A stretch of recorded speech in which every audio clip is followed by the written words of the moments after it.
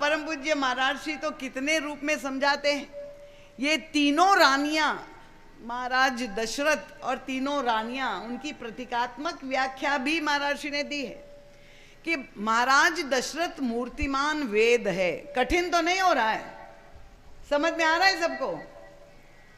ये तीन रानियां कौन है? उनका ज्ञान शक्तिश्च कौशल्या, सुमित्रा उपासनात्मिका, क्रिया शक्तिश्च कैकेयी, वेदो दशरथो नृपः।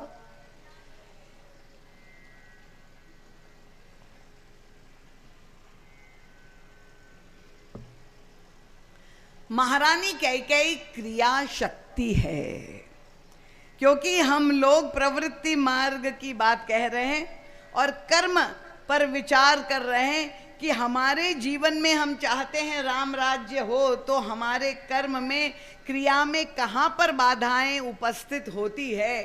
तो त्रेता युग में जो लीला के द्वारा प्रभु ने हमारा मार्गदर्शन किया, उसको हम अपने वर्तमान संदर्भ में जोड़ करके समझने का प्रयास कर रहे हैं। तो महारानी कैकेयी, भगवान राम का राज्याभिषेक के स्थान पर वनवास क्यों हो गया? ये दो के कारण, महारानी कैकेयी और मंथरा। तो महारानी कैकेयी अगर क्रिया शक्ति है, इस क्रिया शक्ति को किसने प्रभावित कर दिया? ये मंथरा कौन है? मैंने कथा के पहले दिन भी शुरू किया था कि मंथरा अभी मरी नहीं है, वो आज भी जीवित है और बाहर नहीं, हमारे अंतर हृदय में उसको खोजना है। क्योंकि महाराज श्री ने मंथरा की व्याख्या कई रूपों में की है। मंथरा भेद बुद्धि है, मंथरा मूर्तिमती लोभ की वृत्ति है।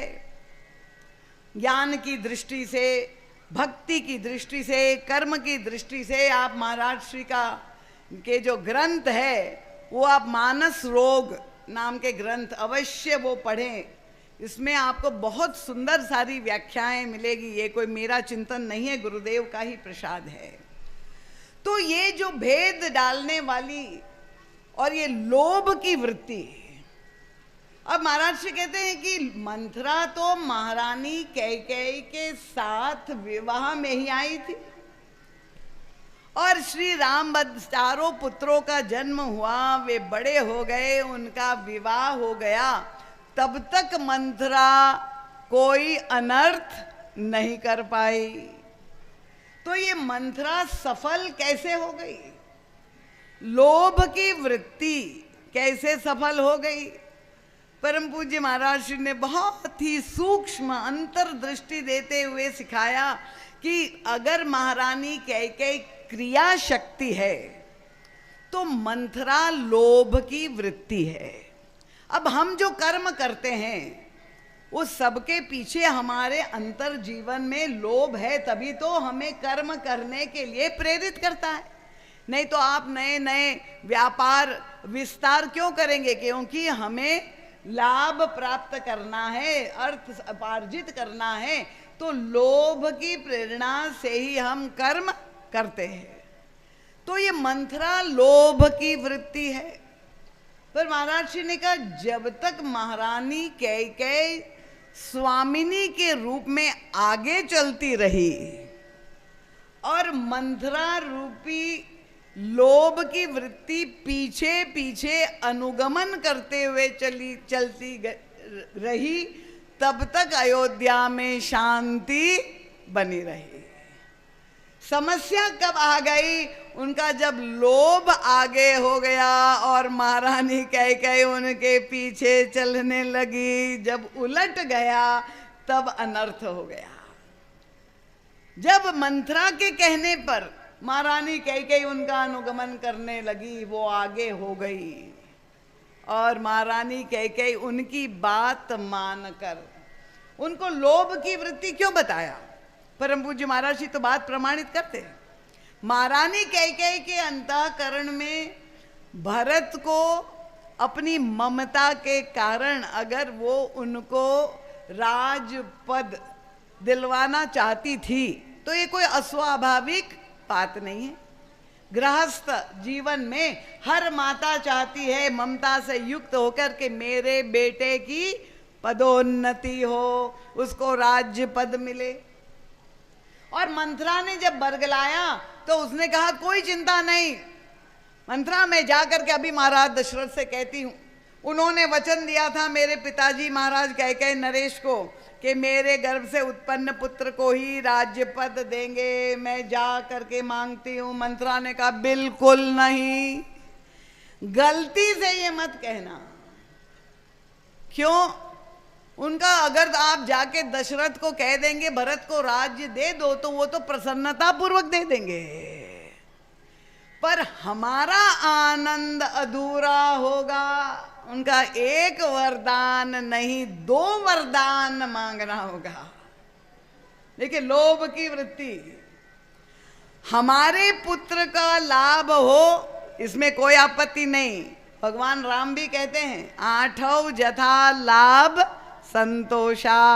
अगर हम प्रवृत्ति मार्ग में हैं तो हमें लाभ पाने का अधिकार है, ये शास्त्र ने दिया हुआ है।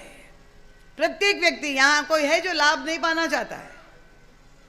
सभी पाना चाहते हैं ना, क्योंकि अभी बहुत जल्दी थोड़े दिनों में दीपावली का पर्व आ रहा है और अब सबके घर घर में गणेश लक्ष्मी की पूजा होगी और वहां पर हम लोग सब पूजा करते हैं और लिखते क्या है वहां? शुभ लाभ। हर एक व्यक्ति लाभ पाना चाहता है, तो लाभ पाने में कोई आपत्ति नहीं है। पर निंदा किसकी की गई? उनका निंदा लोभ की गई। और लाभ और लोभ दोनों में अंतर क्या है ये आप जानते हैं कि नहीं जानते? जानते हैं? बता दे। महाराज जी तो साहित्यिक ढंग से भी समझाते हैं। देखिए लाभ और लोभ ये 2 शब्द जो है उसमें अक्षर कौन से होते हैं? लाभ में कौन से अक्षर हैं? ल और भ। लोभ में कौन से अक्षर का प्रयोग किया जाता है? ल और भ। बहुत बहुत बुद्धिमान श्रोता है। तो लाभ में भी अक्षर वही है, लोभ में भी अक्षर ल और भ ही है। तो अंतर क्या है? महाराज जी कहते हैं अंतर है मात्रा का। मात्रा आप समझते हैं कि नहीं?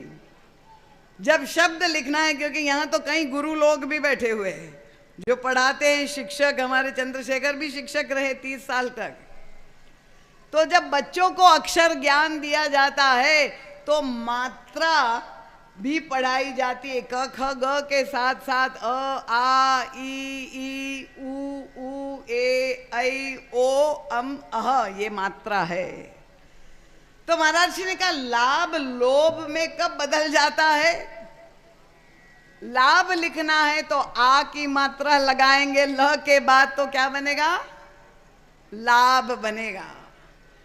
पर अब वह लाभ तो हो गया, पर व्यक्ति कहता है इससे काम नहीं चलेगा, अब क्या चाहिए उनका? अब मात्रा बढ़ रही है। वो एक सुंदर दास कवि ने बहुत सुंदर कविता लिखी लोभी की व्याख्या करते हुए। उनका 10, 20, 50 मिले। देखिए प्रवृत्ति मार्ग की समस्या है। 10, 20, 50 मिले, सत होई हजारन लाख मंगेगी। एक व्यक्ति को लाभ हो रहा है, 10 मिला, संतुष्ट हो नहीं, 20 चाहिए। 20 मिल गया, दूसरे दिन मेहनत करने गए और क्या संतुष्ट हो नहीं, 50 चाहिए। भाई 50 ले लो। संतोष नहीं, 100 चाहिए। अब क्रमशः भूख बढ़ रही है। 10, 20, 50 मिले, सत होई हजारन लाख मंगेगी। अरे तुम लाखोंपति हो गए, लो लाख दे दिया। संतोष है कि नहीं? क्या चाहते? उनका कोटि, करोड़पति बनना चाहता हूं। ये सीरियल इसलिए प्रचलित हो गया ना, कौन बनेगा करोड़पति। अच्छा करोड़पति, आजकल तो करोड़पति से भी ऊपर हो गया है ना, 5 करोड़। तो कोटि आपको धन मिल गया, संतोष है तो क्या नहीं? क्या चाहते? अरब्य, अरबपति हो गया। भाई इस पूरे क्षेत्र में मेरा नाम सबसे अधिक धनवान। संतुष्ट हो नहीं? क्या चाहते हो? खरब्य, कोटि अरब्य खरब्य। और करता हुआ पूछा, नहीं मैं मध्य प्रदेश में नहीं, असंख्य भारत में मेरा नाम हो जाए नंबर 1, इतना धन। अब वो लाभ की इच्छा बढ़ती जा रही है, मात्रा बढ़ती जा रही। अच्छा तुम असंख्य पूरे जो है भारत में नंबर 1 संतुष्ट हो, उनका नहीं, क्या चाहिए? उनका पृथ्वीपति होने की चाह जगेगी। किस तरह से लाभ लोभ में बदल जाता है। 14 20 50 मिले सत होई, हजारन लाख मंगेगी। कोटि अरब्य खरब्य असंख्य पृथ्वीपति होने की चाह जगेगी। पृथ्वीपति बना दिया, अब संतुष्ट उनका नहीं, अब क्या चाहते? उनका स्वर्ग पाताल को राज मिले।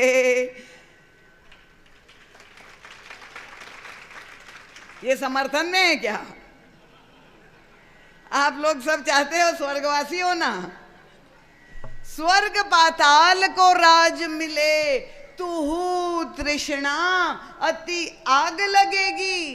अरे सुंदर एक संतोष बिना, 60 तेरी तो भूख कभी ना मिटेगी।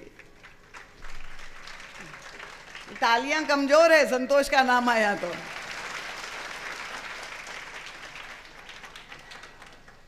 तो लाभ लोभ में कैसे परिवर्तित हो जाता है? महाराज जी कहते हैं मात्रा बढ़ती, आ ई उ और आ से कहते ला से लोभ बन गया। ये मंथरा कौन है? उनका ये लोभ की वृत्ति है। और वो कहती एक वरदान नहीं 2 वरदान मांगो। 2 वरदान क्या है? तुम्हारे पुत्र को तो लाभ हो वो ठीक है, पर सौत के पुत्र को जब तक वनवास नहीं दिया जाएगा तब तक सुख अधूरा है, पूरा आनंद नहीं मिले। तो लोभी व्यक्ति का जो स्वभाव है प्रवृत्ति में, अपने सुख से सुखी हो तो बहुत अच्छा है, पर आजकल व्यक्ति को अपने ना दुख से वो दुखी है, जितना वो दूसरे के सुख से दुखी हो जाता है। अगर ये हमारा स्वभाव है कि किसी को सुखी देखकर हम दुखी हो रहे, तो समझ लीजिए कि मंथरा हमारे जीवन में काम कर रही है।